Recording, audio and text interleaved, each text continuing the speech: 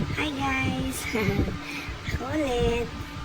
Ayan nga, audio na naman tayo kasi alam mo na, may background music na naman. Obvious naman diba, nagsasayaw sa Ezekiel. Ayan nga, yan yung aming stop house ng asawa ko. Nasa work siya that time.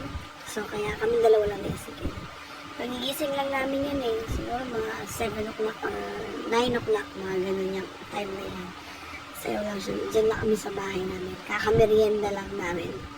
Diba? Kasi, ang routine namin kasi, once na papasok yung asawa ko, morning shift, ako, from 6 to 5 o 4 o'clock, yun yung work ko.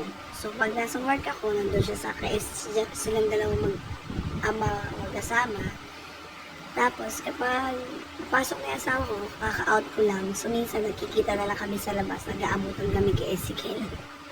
Pero minsan sinasama niya naman sa Ezekiel sa work niya. So, doon po siya kinukuha.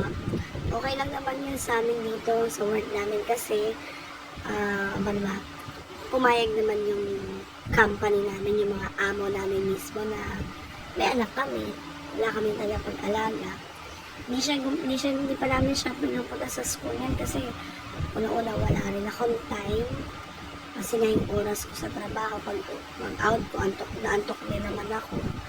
Kaya yun nga, pag out ko, tutulog kami ni Ezekiel, pinipilit ko siyang matulog. Mga 4 na yun, 4-5, tutulog kami. Gigising kami mga, yun nga, 9 o'clock. 9 o'clock, kasi lalabas ko siya saglit nga sa Soho Square. Atay namin minsan yung daddy niya, or gala-gala kami, kakain kami doon. Suwi na kami sa bahay. Santay na namin si daddy. Ang out ng asawa ko is 1 o'clock pa ng madaling araw. So, 1 o'clock. Tapos ako naman, papasok na ako ng 6 o'clock. Minsan alarm clock ko is 5 o'clock. So, ganun yung daily routine namin. Kaya yan sa Ezekiel, taong bahay lang yun yan. Tsaka kailan na siya doon sa buong Soho Square ng mga security guard. Kaya hindi siya mawawala doon.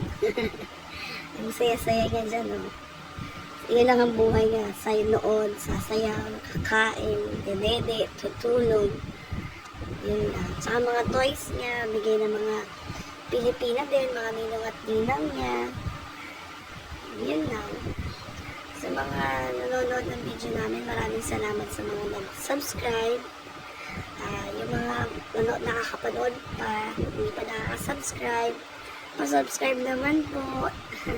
Yun lamang. Salamat sa inyo. God bless.